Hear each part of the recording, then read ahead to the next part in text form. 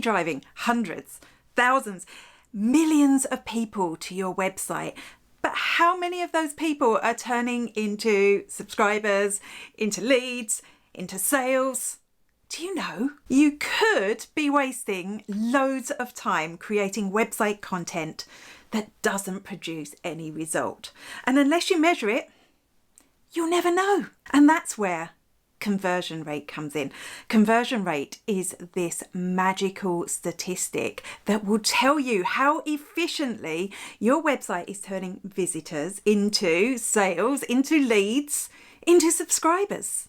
And when you know that, you can hone the journey that people take through your website to optimize it for those sales, for those leads, for those subscribers. Now, I know you may be cringing at the very thought of statistics, of numbers. But don't run away, don't run away. I promise you, I'm going to show you a simple way to calculate the conversion rate of your website. If you'd like to know more about how you can save time and money and be more efficient with your online marketing and get more sales, like who doesn't? Don't forget to subscribe and click the bell. The bell. It's very important to click the bell because that will tell you whenever I upload a new video.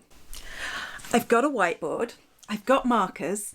Let's start measuring. Here's the formula you need. The number of conversions. So that could be the number of sales. It could be the number of people who filled in a lead form on your site, or it could be the number of email subscribers you've got. And then you divide that number by the number of people who visited your website and multiply it by 100 because that's what makes it a percentage. That means if 1,000 people visit your website and 10 of those people turn into sales, your conversion rate is 1%. And now you know how many visitors you need to get to your website to make 20 sales, right? Right? That's the conversion rate for your whole website, but you can break that down even further.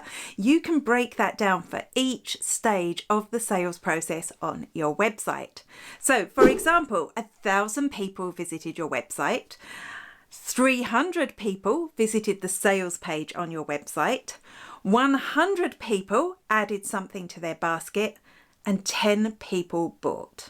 We know the conversion rate for the website is 1%, but what's the conversion rate for each one of those stages? Starting with your website to your sales page. So we know 1,000 people visited the website, 300 the sales page. So the conversion rate for that stage is 300 divided by 1,000 multiplied by 100, which is a 30% conversion rate. Not bad, not bad. The next stage is moving from the sales page to adding to the basket or filling out a form.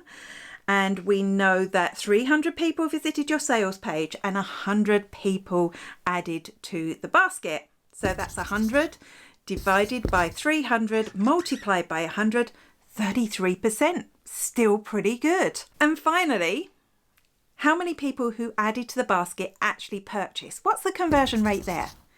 We know that 10 people bought and 100 people visited the sales page. So that's 10 divided by 100 multiplied by 100. That's 10%. Now that tells me we've got a problem.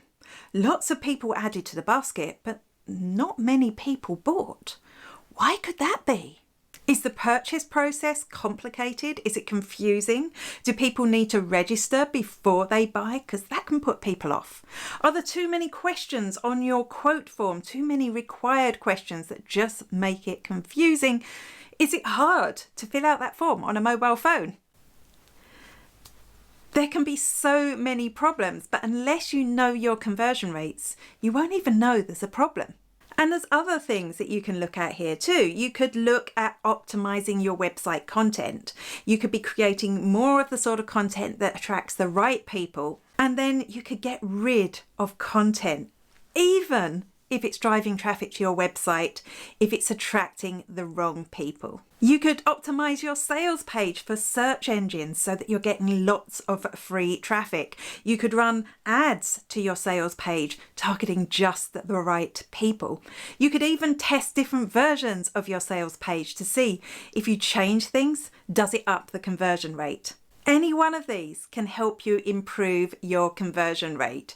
And if you keep going back and measuring, you'll know, are you being effective? I'm off to do some measuring. Are you coming? Conversion rate is amazing, but wait till I tell you about lifetime customer value. Don't panic, I'll explain it all next week. Don't forget to subscribe.